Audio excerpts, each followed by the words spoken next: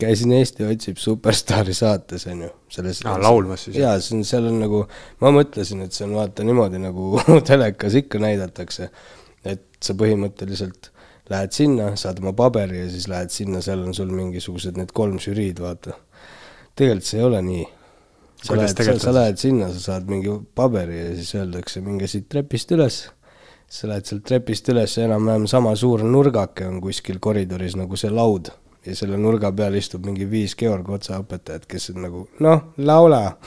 ja siis ma hakkasin seal normaalselt väriseva häälega Chris Browni laulma ja siis mingi minuti pealt öeldi mulle, poiss, kuule, tule järgmine aasta tagasi. Et see on põhimõtteliselt nagu ikkagi eelvoor siis. Seal on jah muidugi selles suhtes, et seal sind ei visata kohe kuskile teleekraani ette, keegi ei tea, kuidas sa lauladki.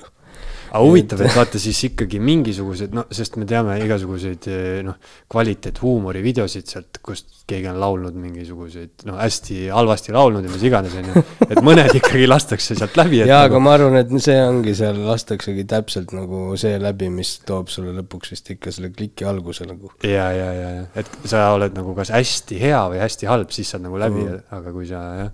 Ma olin seal ikka nagu ka väga halb, aga mitte piisavalt. Mitte piisavalt halb, et telekasse saada. Jah, seda küll, jah. Ja. Eesti esu.